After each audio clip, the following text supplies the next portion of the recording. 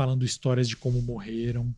Mas não chegava a ser um livro? Não, Porque eu era já só li alguns páginas e livros páginas e páginas. psicografados. Eu tenho uma história engraçada sobre livro psicografado que não é psicografado. Ai, será que foi um dos que eu li? Não, Eu não gostei escrevi. tanto. Eu não publiquei ainda, inclusive. Mas assim, aconteceu que, como eu faço muito ghostwriting, eu escrevo para pessoas que me contratam, uma cliente de São Paulo me procurou e falou assim, pô, quero orçar com você para você escrever o livro do meu pai, das memórias dele. Aí eu falei, tá, eu tenho um formulário que eu mando, ela respondeu, eu orcei, falei, fica isso. Tem aquele lance, eu cobro, depende se a entrevista é pessoal, se eu vou ter que ir lá na casa dela, se eu vou fazer online, tudo tem um fatorzinho que eu vou mudando ali. E a dela, ela queria que fosse pessoal. Eu falei, tá bom. Ela deu o endereço, Jardim Marajoara, perto de Interlagos, eu fui. Cheguei lá, eu conheci a moça, ela falou, vou te pagar. Eu falei, não, paga no final da reunião. Ela conversou comigo e falou, vamos lá para conversar com meu pai. Fui lá na outra sala, tava o senhor lá sentado, sentei em frente a ele, ela me apresentou e ele começou a falar. Eu ligo o gravador, abro o note, começo a anotar coisinhas e ele fala as memórias, namorada, emprego, desde 1949, não sei o que, eu anotando. Acabou, vou lá pra fora, falo com a moça, o homem vem, dá tchau pra mim, dá tchau pra ela, vai embora. Semana seguinte, a mesma história, idêntica. Idêntica eu contei. Sentei com a moça, sentei com o homem, voltei, o homem deu tchau e foi embora. Na terceira semana, eu cheguei, conversei com ela, quando eu fui pra sala não tinha ninguém na cadeira. Eu sentei sozinho, fiquei esperando o homem aparecer. Aí a moça veio e falou, vai demorar um pouquinho, tá? Eu falei, tá bom, sem problema, você é cliente, tô com o tempo livre. Ela foi, dali, sei lá, 15 minutos, ela voltou com uma outra moça, um pouco mais nova que ela, tipo, ela tinha uns 25, a moça devia ter uns 18. Ela abraçada com a moça, assim, ela pôs a moça na cadeira. A moça sentou, eu não entendi nada, eu falei, cadê o pai da moça? Aí a mocinha de 18 anos fez assim, ó. Continuando o livro. Ai, que horror, eu saía correndo, juro pra você. Aí que eu entendi que era uma entidade que estava incorporada naquele homem. Aquele homem também não era o pai dela, ele era um médium. E essa moça que estava na minha frente era uma médium. Então, em nenhum momento era a história do pai dela? Era a história do pai dela, mas contada por ele, incorporando em médiums.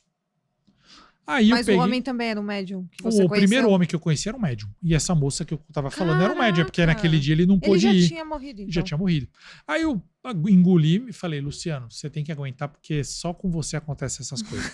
Aí eu escrevi o livro, tal, ele é um livro familiar, chama Livro Familiar, porque a família não quer publicar, não interessa para ninguém, não é uma coisa assim.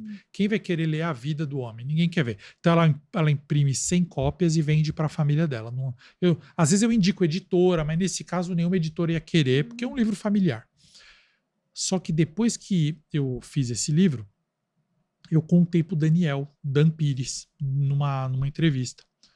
Eu recebi mais 4 contatos de pessoas que querem livros de entidades, de pessoas desencarnadas ou entidades. E agora eu estou escrevendo uma dessas, que é o cara que me recebe, ele está incorporado. Ele é um cara normal, super gente boa, mas quando ele incorpora, ele fala com outra voz e outras coisas, são palavras de sabedoria, eu anoto e estou escrevendo o livro da história dessa. Eu achei engraçado, mas eu também estou escrevendo livros de pessoas que são executivos, então eu faço tudo, na verdade. Caramba! Então eu brinco que eu psicografo gente viva, né? É agora que eu estou fazendo. Caramba, que legal, é muito interessante. Mas então você é espírita, porque você falou que psicografava?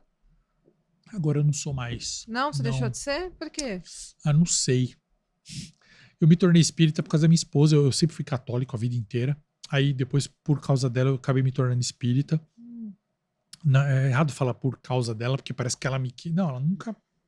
Sempre fui feliz na vida. Também não. Ela super na boa me respeitou e eu acho que isso me fez ficar curioso. Eu tinha alguns preconceitos. Aí eu fui entendendo. Fiz o curso primeiro que ela. Depois eu fiz o curso com ela. Mas hoje eu fui abrindo um pouco mais a minha cabeça para outras coisas e vendo que, sabe, o importante não é isso. Então, eu me considero assim, uma pessoa que acredita em Cristo, sou cristão, mas não sigo nenhuma religião assim pré-determinada, não vou em nenhum culto, nada assim. Entendi. E o que que você acha de mexer com entidades? Como que é a sua visão hoje, sabendo que você era católico, depois se tornou espírita, que são visões completamente diferentes, né? São. Desde a época do Espiritismo, no Espiritismo a gente não mexe com entidades também. No Espiritismo eu aprendi isso, porque quando eu era católico eu achava que sim, eu achava, não, espírita cutuca lá a entidade. Não, pelo contrário. É, tem gente que frequenta uma casa espírita por anos, kardecista, e nunca viu uma incorporação, porque não é super restrito ali a área de, sei lá, você tá com, a pessoa tá com obsessor, fica ali dentro da casa ali, você não tem contato. E eu percebi isso, já achei legal, porque falei, bom, pelo menos não é aquele negócio que fica. Hoje eu acredito assim, hoje não, até na época do espiritismo eu já não gostava dessa questão de mexer com isso. Inclusive a primeira vez que eu falei com o Daniel Pires, olha nós falando dele de novo, ele me convidou para mexer, para brincar com a tábua Ouija lá. Eu brincava E eu não bastante. mexi. Eu falei, não, cara, não vou. Ele falou, por quê? Eu falei, cara, eu tô psicografando todo domingo. Então, quando eu sento ali, eu faço uma preparação, eu peço para vir aqui, irmãos, para conversar comigo, tal, que era o que eu acreditava muito na época. Mas eu não deixei de acreditar, eu deixei de praticar. E aí, eu acredito que existam espíritos, mas eu não sei se é assim que tem que ser a nossa relação. Entendi. E aí, eu falei, Dan, não vou. Não vou fazer. E aí, não só o Dan, meu irmão também, outras pessoas já me convidaram para. Ah, vamos fazer aqui, a gente grava. Não tem interesse. Eu não tenho interesse. É, se você quiser. Ah, Luciano, tem um portal para Sete Além ali naquele lugar. Vai investigar, eu vou.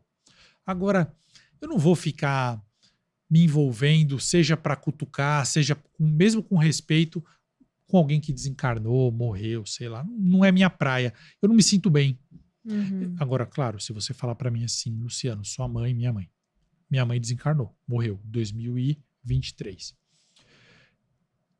Você quer ouvir? Sua mãe fala, claro que eu quero. Uhum. Claro que eu quero, mas aí é uma coisa que transcende, que é o amor. Eu Sim. não tô. Agora, se você falar, você tá curioso aí para ouvir o Papa que morreu falando, você tá curioso para ver o ator, não sei o quê? Não, não tô, desculpa, não tô.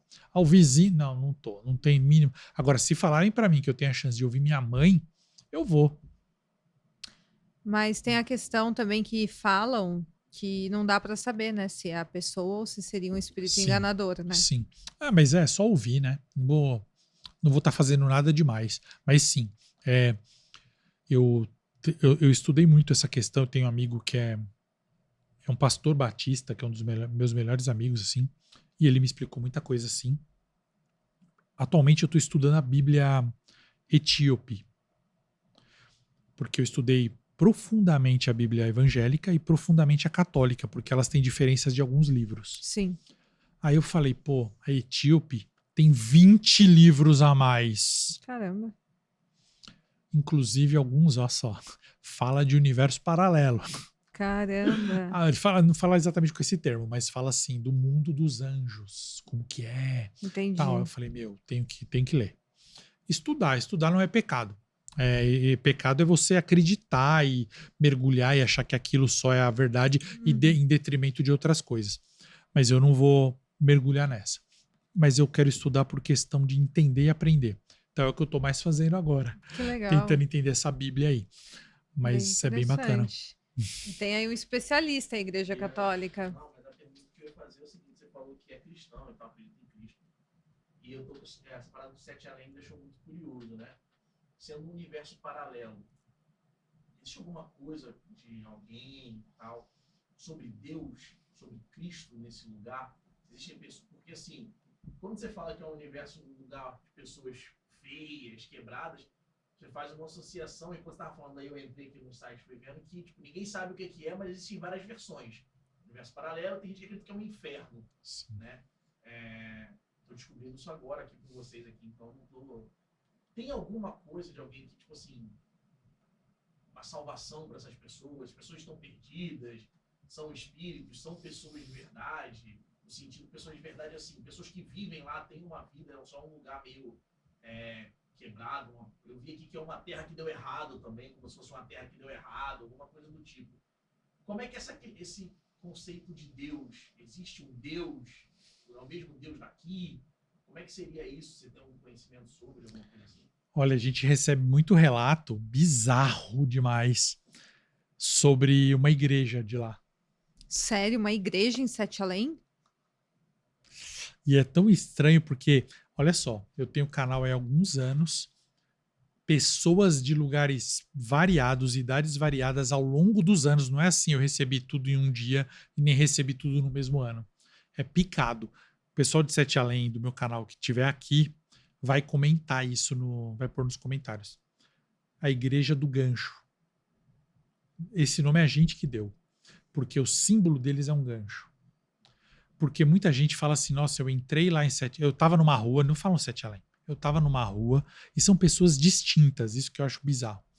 E aí eu andei naquela rua e a rua parou de ser a minha rua e eu fiquei desesperado, eu queria chamar minha mãe, peguei meu celular e não tava com sinal. Aí eu andei, eu vi uns monges na esquina e eles estavam segurando um negócio com um gancho. E aí eu não entendi nada, eu voltei correndo e aí eu vi uma igreja que não tem no meu bairro. E essa igreja, no lugar da cruz, tinha um gancho. Tipo um ponto de interrogação, vai. E aí a pessoa, alguns falam isso só e aí volta. Outros falam que entraram nessa igreja e viram lá que é tudo escuro, horrível. Nem vou descrever aqui, que é bem pesado mesmo. É bem assustador.